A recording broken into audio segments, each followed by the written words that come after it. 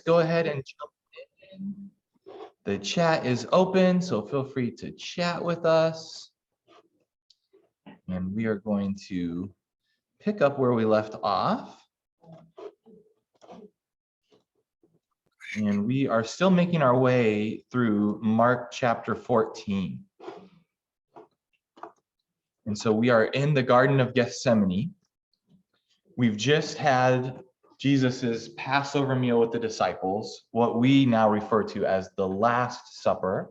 And we've seen how they practiced some of the common Passover rituals. So when Jesus blesses the cup, we talked about how that's the Passover cup of redemption. And so he's reframing the idea of God redeeming the Israelites from their captivity in Egypt to now Jesus's act on the cross this evening is going to be a final act of redemption.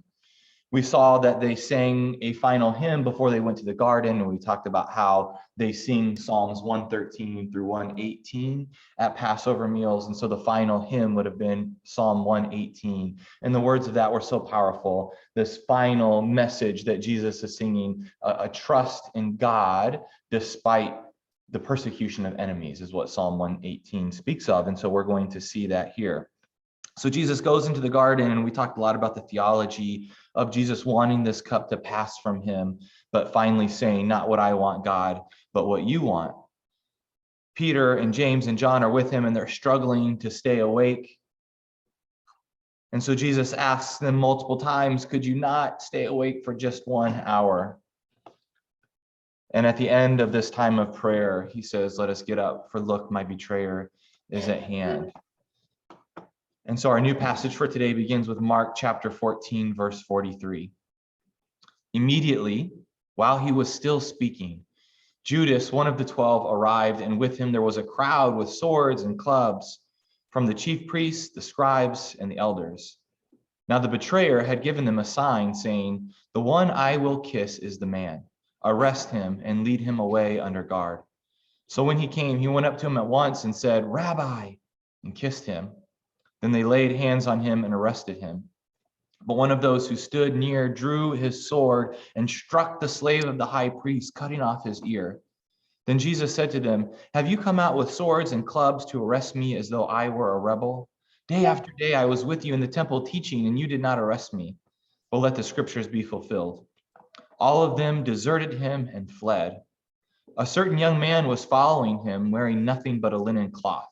They caught hold of him, but he left the linen cloth and ran off naked. All right, well, let's hold off on verse 51. We'll get to that in a minute. But Judas comes and betrays Jesus with a kiss, which seems almost as if it's the ultimate form of betrayal, that he is greeting his teacher, Rabbi. This is the title Jesus would have carried, that he was this great rabbi, and he betrays him with this sign of acceptance and love by kissing him on the cheek. One of the disciples responds by drawing out a sword. In another gospel, it'll mention that it is Peter, and they even speak of the name of this slave of the high priest in another gospel. Jesus will also respond, those who live by the sword will die by the sword, a very powerful response. And so we'll get that in another gospel. But here he says, you have been trying to arrest me all of this time. You've had multiple opportunities, and yet you waited until this moment. Jesus is suggesting that perhaps it is because the scriptures are now being fulfilled with this final entrance into Jerusalem that is happening now. And then all of them desert Jesus and flee. So besides 51, I'm curious, what are your reactions, thoughts, questions to this passage? What's with this striking the slave of the high priest and cutting off his ear? I think that the disciples were attempting to rescue Jesus, and perhaps these fishermen aren't really adept at sword play.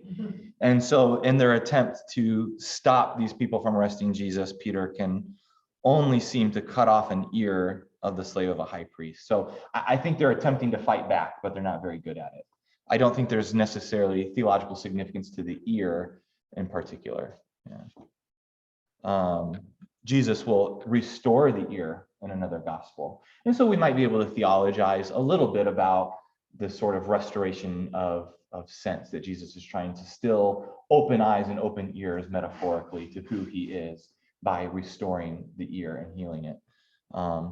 That's not necessarily overtly in the Gospels, but we might, theologize that way. Yeah, Ron?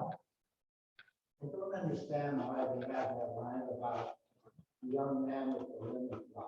Yeah. Why is that thrown in? Whew. We'll get to that in just a second. Okay. Yeah. Anything else? Yeah, Kevin?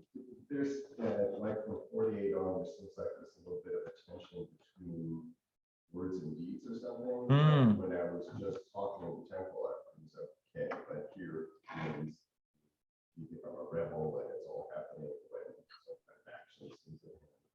But so this is probably a stretch, but sort of like you were okay with it's just words, but now it looks like it's action. It's got stuff. Interesting. I like that. Kevin said verses 48, 49, it seems as if there's a tension between words and actions, saying, okay, you were okay when I was in the temple and I was teaching, maybe you didn't like that. However, now that something is happening, there's actions, there's deeds, things are being transformed. We're in the middle of this Passover celebration and there's a lot of activity happening. And it seems as if people are following and changing. Then it's a problem for you. And I think we can apply that to our modern religious setting as well, that there's a lot of difference in our religious practice between something we might say versus how we allow it to transform us, how it changes our actions. And that can, I think, create tension in family relationships where people aren't on the same page of how to behave. Now, when it goes from words to deeds, it gets worse. Yeah, that's great. Okay, well, let's jump into verse 51. So this is the only gospel that has this verse. And so there's been a lot of guessing, hypothesizing about who this person is or what this verse is even about. And so some of the theories around it are perhaps it is the rich young ruler who came to Jesus and said, what do I need to gain eternal life? And Jesus says, follow the commandments. He said, I've always done this. One thing you lack, give everything you have and give it to the poor. And he goes away sullen because he knows how hard that teaching is. But maybe he has done it and he's given everything away. And that's why he's only wearing a linen cloth. Okay, one theory. Another theory is that is the disciple John, Jesus' beloved disciple. Why John? Only because he is the guest for a lot of these mysteries. So the Gospel of John will say the disciple whom Jesus loved. And there's different theories about who that is. The common one is that is John himself. And so that's another theory that maybe this is John just because John's the one highlighted so often in the Gospels. Or maybe it's Mark himself, that Mark who has been following the disciples. He's not one of the 12, but he is a follower. And so he's following, and this is why he has the ability to give eyewitness testimony because he's just kind of been lurking behind the scenes. Another theory surrounds a great scandal in the world of biblical scholarship. There was a gentleman by the name of Morton Smith who was looking at manuscripts at a monastery in Egypt. And while he was there, he claimed to have found a text that referred to a secret gospel of Mark. And so he was not able to take the manuscript out, but made a copy of the manuscript and then brought people to come look at that manuscript, only 2 people. And so later it has been pretty much proven that this guy, reasons unknown, maybe just he was at the end of his career and he wanted some fame, probably forged this document. And so, but there was many decades where people were surmising that perhaps this is someone who was part of a secret cult who learned the secret of the Gospel of Mark. So people have heard of something called Gnosticism. Okay, that comes from the Greek word gnosis, which means knowledge. And so there were Gnostic sects that were very popular in the first couple of centuries of Christianity. And kind of this, as Christianity was forming, there were what I would call multiple Christianities, in terms of the church had not defined the parameters of orthodoxy. And so there were groups known as Gnostics who said that in order to gain salvation, you had to have access to secret knowledge. And that if you were an insider of that secret knowledge, that's how you became saved. So something like the Gospel of Thomas or the Gospel of Judas, which are other texts, are Gnostic texts from these Gnostic communities. And so the idea of there being a secret gospel is not strange or unusual, but there's no evidence outside of Gnostic sects of using this language. And so Morton Smith was trying to make this argument, but most likely this was a complete forgery. So I was mentioning to Kevin after last week, Kevin is a Joyce scholar, and in the book of Ulysses, there's this scene where this guy shows up multiple times in the book, but he's at a funeral and he sees the man in the Macintosh, this specific article of clothing. And so, right, you're the scholar here. The people talk about who this guy is. Yeah, obsessed about it. They obsess about it. Okay. But the book also kind of keeps teasing, like there are subsequent references when in the chapters, the next to last chapter, there's a Q&A. It's like, who's the man with Macintosh? His name shows up in a newspaper report about the funeral, like he's described as the man with Macintosh, and then the name Macintosh shows up as one of the mourners who was at the funeral. So Interesting. Interesting. Interesting. So Jacob, for the benefit of the wider circle, we can't hear what was said. I am about to relay. Thank you. Sorry. So Kevin said that scholars and others obsess about this idea in Ulysses of the man in the Macintosh, and that in the report of who was at the funeral, it lists the mourners and it lists Macintosh as one of the mourners, and he shows up later at the end of the book in this Q&A. And so people obsess about it. There are people who obsess about verse 51 and 52. We have no evidence of who this person is whatsoever or why it's added to the gospel. And so all we can do is guess and not really know why. I think the most compelling is the idea that it's a rich young ruler who has sold all his possessions and now has nothing but a linen cloth. But yeah, A strong argument is also made for Mark, yeah, Ron. John Mark. Yes. So again, the author of the gospel. I think that's another good theory that it's the author himself. Could leaving the linen cloth be a foreshadowing of Jesus leaving the shroud in the tomb?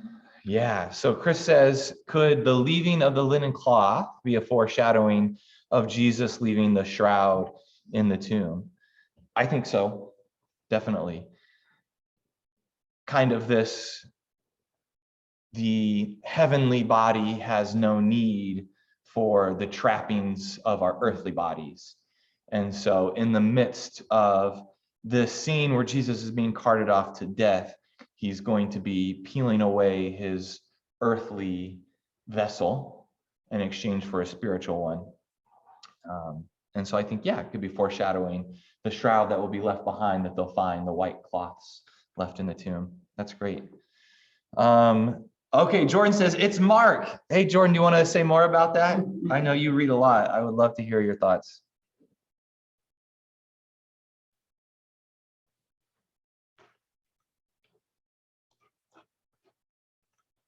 Maybe not. Okay, someone's going to make a case for it. Let's hear it. Well, I think with all the things that were going on that night, who would pay attention to some young guy there? And he says, a certain young man, as if, you know, there's some significance here, at least to Mark writing. And who but somebody's wearing, people don't notice what other people wear. You know, these were a bunch of guys. Yeah. He's wearing nothing but a linen cloth, and he's like, that, you know, I just happened to wear this and I ran off without any clothes on. Nobody would have been, I can't believe that anybody would have been paying attention. I have to believe that it was Mark who is writing about it. Yeah, that's a strong argument. So Robin says, it's hard to believe that anyone in the midst of everything that's happening is paying this close attention, especially a group of men noticing what someone is wearing and remembering that and recording that. and that it says a certain young man, almost as if it is self-referential. I am that certain young man. That's a great argument. So Ron, you think it's Mark 2? No, but I want to put that in the mix as part of the argument. Okay. I'm assured of nothing in this regard. Excellent. Okay, so Jordan put in the chat, it's because he was there. That's the way it ends up in the count. Exactly. We have so many mysteries of these little events where how do we know that Jesus, what he said in the Garden of Gethsemane? How do we know this? How do we know that? Either there are stories that just get passed down in the community. You know, it's common practice within Jewish theological writing to think about the gaps in the story and to write stories about the gaps. What happened and the early Christians will pick that up too. There's going to be all sorts of gospels written about what was it like when Jesus was a kid. The infancy gospel of Thomas is just a really fascinating read if you ever get a chance to pick up. This is a pseudo gospel, so no one thinks that it's legitimate, but this was common practice. You wrote about gaps and thought about what was happening. And so Jesus is just kind of a little punk. Someone bumps into him and he strikes the other kid dead. And so he's just trying to figure out how to use his divine powers and make sense of it. Interestingly, again, this is probably, we're getting on a tangent here, but it's actually really interesting. So in the infancy gospel of Thomas, which is a Gnostic text, there's this scene where Jesus makes birds out of clay and brings them to life. And that story is going to end up in Islamic teachings because the Christianity that Muhammad was exposed to was a Gnostic Christianity in his religious milieu. And so his understanding of who Jesus is has some of these scenes, like the creation of birds from clay, from mud, that will end up in Islamic teachings. So I think that's really fascinating. Okay, what else do we have here? Okay, so Jordan says that's the way it ends up in the account. Could be wrong, obviously, but who else would know there was a random man around in a linen cloth? That's how Robin feels. And then you said, oh, the infancy gospel of Thomas is fascinating. I agree. Okay, anything else on these verses?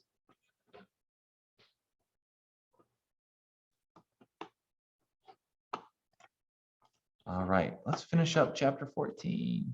Oh, it's a long one. Okay. Jesus before the council. They took Jesus to the high priest, and all the chief priests, the elders, and the scribes were assembled. Peter had followed him at a distance, right into the courtyard of the high priest, and he was sitting with the guards, warming himself at the fire. Now the chief priests and the whole council were looking for testimony against Jesus to put him to death, but they found none. For many gave false testimony against him, and their testimony did not agree. Some stood up and gave false testimony against him, saying, we heard him say, I will destroy this temple that is made with hands, and in 3 days I will build another not made with hands. But even on this point, their testimony did not agree. Then the high priest stood up before them and asked Jesus, have you no answer? What is it that they testify against you? But he was silent and did not answer. Again, the high priest asked him, are you the Messiah, the Son of the Blessed One? Jesus said, I am, ego, eimi. That is the divine name. So when Moses asks God for God's name, God responds, I am who I am. Yahweh, that's what Yahweh means in Greek, ego, eimi, I am. I am, and you will see the Son of Man seated at the right hand of the power and coming with the clouds of heaven. This is a quotation. If you see quotation marks, we're quoting the Old Testament. Then the high priest tore his clothes and said, why do you still need witnesses? You have heard his blasphemy. What is your decision? All of them condemned him as deserving death. Some began to spit on him, to blindfold him, and to strike him, saying, prophesy. The guards also took him and beat him. Okay. So we are being brought before the high priest, what is the Sanhedrin. And so that is the council of the chief priests ruled over by the high priest. Historically, we'll get a lot more information in the Gospel of Luke, who will name who the high priest was at the time, Ananias. And so it allows us to date when this is happening. Peter follows, and we're going to get to the denial story after this. And so they're looking for a testimony against him, but there's a lot of false testimony. Does anyone know historically what the rules about testimony were at this time?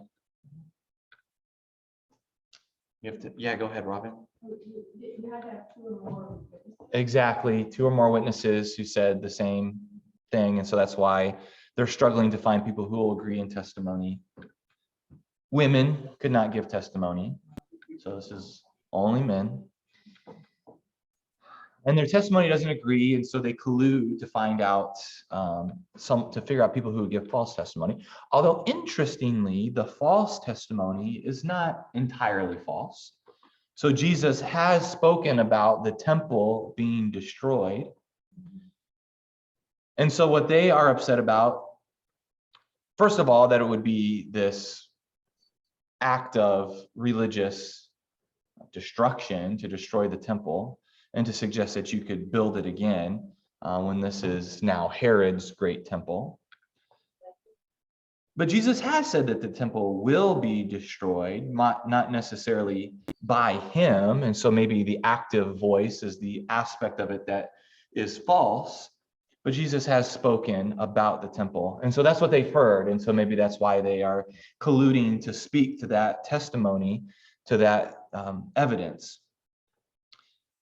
And so Jesus responds by claiming that he is the Messiah, the Son of the Blessed One, and that he, as the Son of Man, will come with the clouds of heaven. And for them, this is blasphemy. For anyone to equate themselves with God, who is one, the Lord our God, the Lord is one, this would be an act of blasphemy. We said maybe a couple of weeks ago, or last week when we were talking about trying to get in the mind of Judas to understand his emotions, that he probably didn't think that Jesus was going to be put to death because they're not allowed to, during the Passover, enact the death penalty, but they feel like he is deserving of death. And so we're going to take him to Pontius Pilate soon. Comments, questions? What do they Yeah. mean when they ask them to prophesy? What do they want to do? Yeah, and they're going to, they're mocking him, and they're going to do the same thing when he's on the cross. They're going to say, why don't you call Elijah the prophet down and help him rescue you? So if you consider yourself a prophet, then prophecy, like what's going to happen to you? Tell us, say something. And so Jesus responds with silence. So it's a form of mocking him to suggest like you think you're powerful. Well, if you're powerful, get yourself out of this situation. I saw a hand over here. No. Jackie says the temple Jesus says he would destroy made by hands is him. Exactly. And rebuilt again in his spiritual being by resurrection. Yes, yes, yes. So we've talked about redefining the concepts of temple and Torah and territory. Those are the big three within Judaism. And Jesus reframes them that the temple is Jesus's body. So we're going to have so many references to Old Testament stories of three. Jesus is also going to use the story of Jonah being in the belly of a whale for 3 days to speak to the 3 days in which he was in darkness in the tomb. So yes, this is absolutely pointing to his death and resurrection. Thank you, Jackie.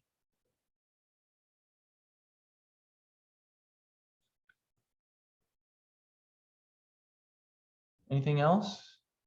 See something percolating there. I don't know. I'm just thinking about the way they mocked him, but also I'm thinking about the passage after the 40 days of the wilderness, and Satan says, throw yourself in the church. Like these temptations or, invitations to do things that were totally within Jesus's power to do, but he refuses to do them because the motivation, or it's like, I'm not going to prove to you, jump through those. And they feel similar, the dynamics feel similar, but I don't know. Yeah, that's good. Kevin's making a reference to the temptations in the wilderness and Satan asking Jesus to do actions perfectly within his ability, but his refusal to do so because of the motivation. When you were talking, it made me think about how whenever someone does something I don't like, I always wish I was a lawyer and I could like write a cease and desist letter and say, I'm gonna sue you. Just like the motivation behind, I would hope, I don't know, there's probably lots of lawyers who do that to their own advantage, but to use our professional abilities for good rather than evil. And here Jesus not using his divine powers to show people up. Jackie says, what is the significance of the high priest tearing his clothes? And so you'll see this image a lot in the Old Testament, that in a moment of grief or repentance, you would rend your garments, tearing them apart, and you would instead put on sackcloth made of something like burlap that would chafe at the skin, and you would put on ashes on your head as a sign of repentance. And so he's rending his garments to say that what he has heard is so terrible that he needs to enter into a period of repentance to cleanse himself from the blasphemy that he has heard.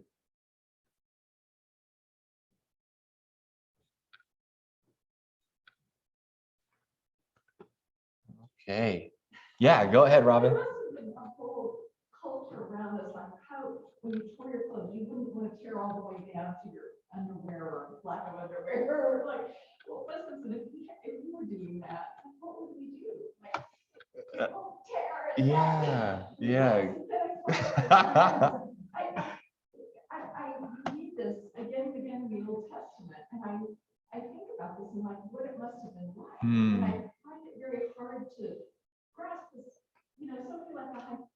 You think he'd be wearing pretty nice clothes, unless they just got him out of bed and he still got his like swimming garment on, and it's just a simple linen garment, and you can tear it really easily. It all seems so, I don't know. I kind of wish I really understood the whole cultural context for that, because you hear the phrase, but when you really think of somebody doing that, like, my gosh, I would like.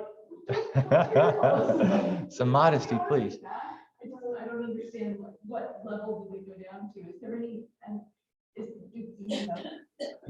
Yeah. So Robin has some fun comments here. Just thinking about what it would have looked like for someone to rend one's garments, and would they have been expensive? The high priest, is he just getting out of bed and has on maybe some grubby pajamas, or does he have on his fancy priestly robes? And do you tear it all the way down? What if someone exposed themselves? So I'll try to find some pictures that people have drawn to kind of give us a better visual, but people did have multiple layers of robes. And so the Gospels will also speak of that in terms of if someone asks for in the Beatitudes, someone asks for your outer garment, then give them your inner garment as well. So there were layers. And in pictures I've seen of this, I don't think the rending is top to bottom, but it's almost as if like the chest is exposed. And you add on that extra layer of the sackcloth, and you put the ashes on top of your head. So I'll try to find some images that we can look at next week to kind of get a better picture of this. But it is a really interesting image. And I think the only context we have for it is those movie scenes where someone is usually wearing a white t-shirt and just rips it apart, or Superman or something, ripping off his clothes. To add to that, it seems almost like it had to be only men doing this. Women are rending their garments. Yeah, Jennifer says, is this only men doing this? Can't imagine women rending their garments. That's a great question to know historically what was acceptable religious ritual for women. The only clue I'm thinking of at the moment would be that in the book of Jonah, when the nation of Nineveh repents, everyone, it says, rends their garments and puts on ashes and goes into a time of mourning. It says even the animals did, which of course is kind of a tongue-in-cheek statement, but just basically like everyone is repenting. So this is a great question. Was it common practice for women? I don't know. Anything else here? Could you talk a little bit about the significance of the phrase "the Son of Man"?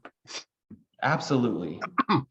And so it's chapter 8 with this big declaration of who Jesus is as the Messiah, that Peter recognizes Jesus's divinity, that we start seeing the phrase Son of Man used a lot more.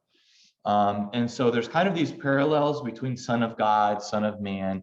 They're somewhat used interchangeably.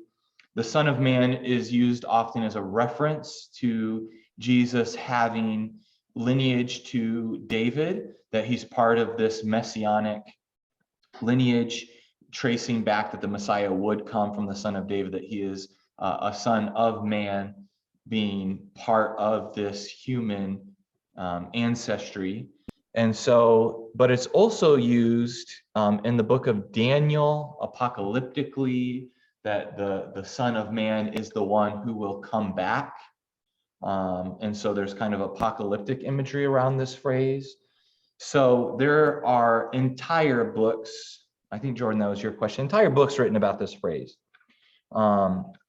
I think the simplistic answer is just to say that the Son of Man is twofold. One, it's showing Jesus's humanity, that he's not just a son of God, but also a son of man. But it's also picking up on this apocalyptic imagery of Jesus is the one coming from heaven, that he has access to God. And this coming with the clouds of heaven is imagery of judgment, that he is the one who will proclaim ultimate judgment over what happens on earth. So it's tying it into the book of Daniel, and I think making a reference to Jesus's humanity.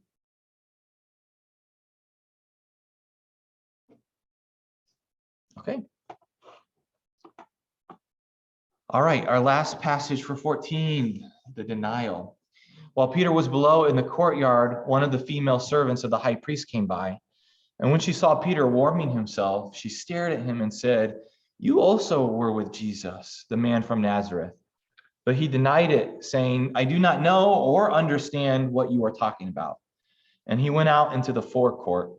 Then the cock crowed, and the female servant, on seeing him, began again to say to the bystanders, "This man was one of them." But again he denied it.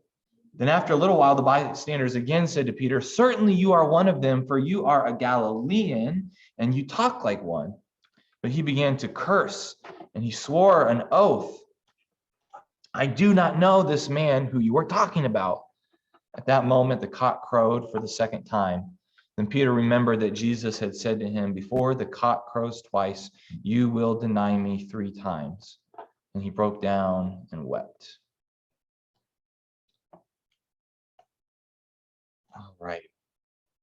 We have here kind of some ethnic and class squabbling. Peter's identified based on his accent, that as a Galilean from a poorer region, he would have talked like one, similar to people in England knowing what neighborhood someone grew up in by their accent.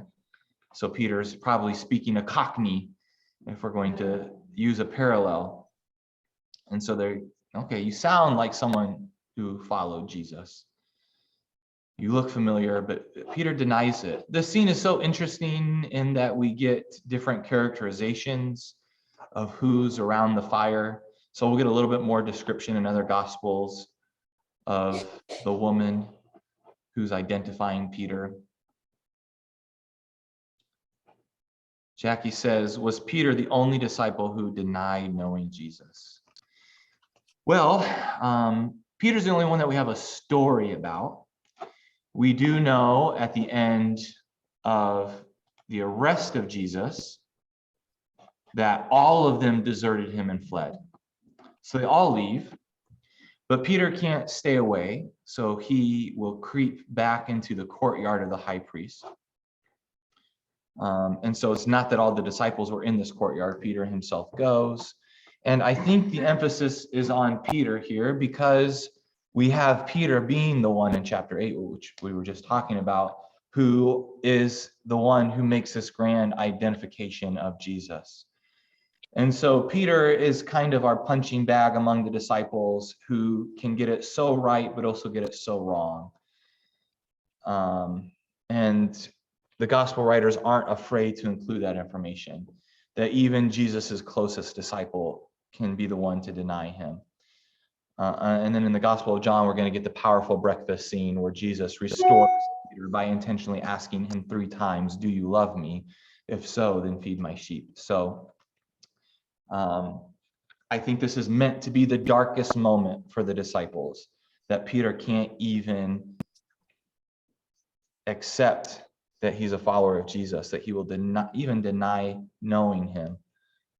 And he's going to break down and weep, realizing his mistake. So this is the only disciple who we have a story about. And I think intentionally it's about Peter. Yeah. In verse 68, I think colloquially now we would say, I don't know what you're talking about. Mm-hmm. Is there any, so I do not know or Mm-hmm. understand what you're talking about. Is there any importance to that? Yeah, I think there is, just because there's so many languages being used. So perhaps it's almost as if Peter is saying, no hablo inglés, that like we wouldn't bat an eye if someone who spoke Spanish told us they didn't understand English, but in reality they maybe could. And so we've got Aramaic, we've got Hebrew, we've got Greek. And so these people are most likely speaking Greek, and a lot of people in Peter's socioeconomic class may have only spoke Aramaic. And so he could say, I don't know what you're talking about. I don't understand what you're saying. Yeah. I don't know your language. This comes up in other gospel. Yes, Something similar. yes. This is always the most plausible version of the story to me, though, because it was the same girl who sees him twice, and she's kind of consistent, and then somebody just talking about his accent. Whereas in the other stories, it sounds like it's different people saying it. But you said that the other gospels, they were based on this, so why wouldn't they have? Yeah, great question. So Robin says, in other gospels, there's multiple people making these 3 claims against Peter. And here she thinks it's the most plausible because it's the same girl who is making the accusation all 3 times. But if the other gospels are based on the Gospel of Mark, then why change it? Great question. Just kind of spitballing and thinking of reasons is that as you continue in time, there's always greater accretions to the story. And so it would make sense that the earliest one would have some uniformity that the other ones don't, that they add on. I think there's actually someone else there, like my uncle's brother was there too, and he asked the question. My uncle brother is my father, but you know what I mean. Your other uncle. The other uncle. Yeah, great point, great observation. Who's your uncle by marriage? There you go. Then his brother, who you're not related to. Okay, so it's the uncle by marriage. His brother was at the fire, and he asked Peter the question. So yeah, that's the thought that comes to mind, is that as time goes on, things change. Okay, online folks, we good? Chapter 14. Okay, we have a couple minutes here, so let's wade into 15. As soon as it was morning, the chief priests held a consultation with the elders and scribes and the whole council. Just pausing there a second, as soon as it was morning, so Jesus is going to be crucified at the 9th hour. So we're talking early morning here. So they're not waiting until, the workday starts. This is early morning. As soon as it was morning, the chief priests held a consultation with the elders and scribes and the whole council. They bound Jesus, led him away, and handed him over to Pilate. Pilate asked him, "Are you the king of the Jews?" He answered him, "You say so." Then the chief priests accused him of many things. Pilate asked him again, "Have you no answer?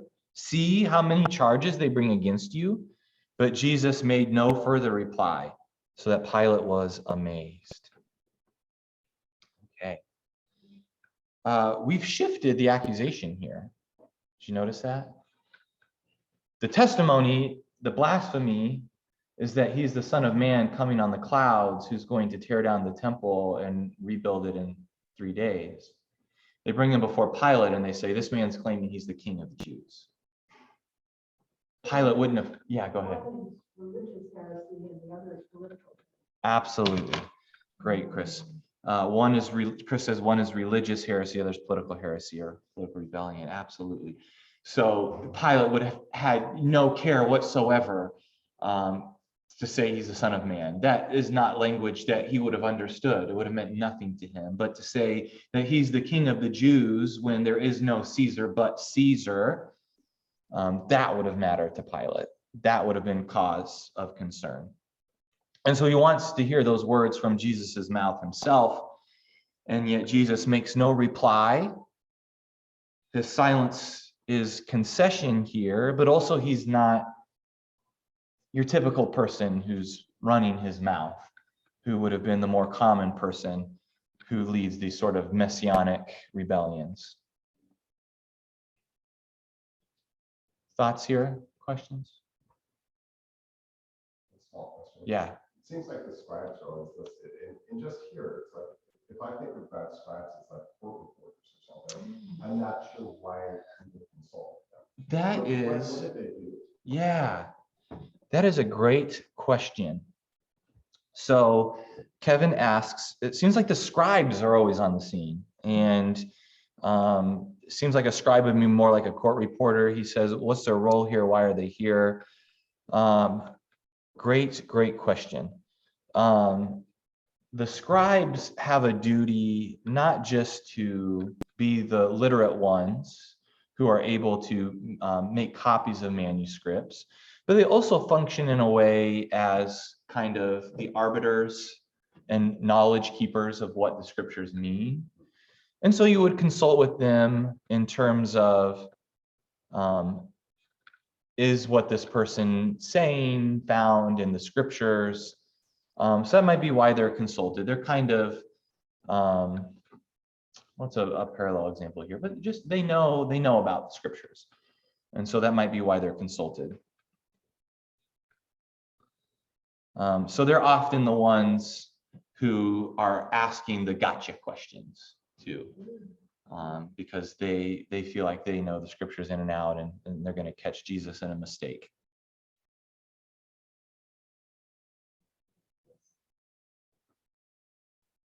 Okay, anything else? Okay, so we're going to pick up in chapter 15 next week. With verse 6, Pilate hands Jesus over to be crucified. Let me close this in a word of prayer if I could. God, thank you again for this opportunity to delve into your scriptures and to be in this scene that seems like it would have been one of great stress and anxiety.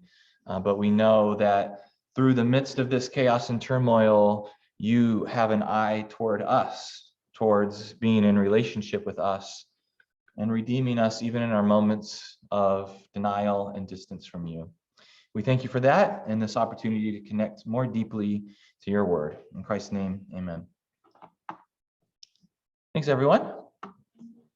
See you next week. All right, great questions, Zoomers. Have a great day.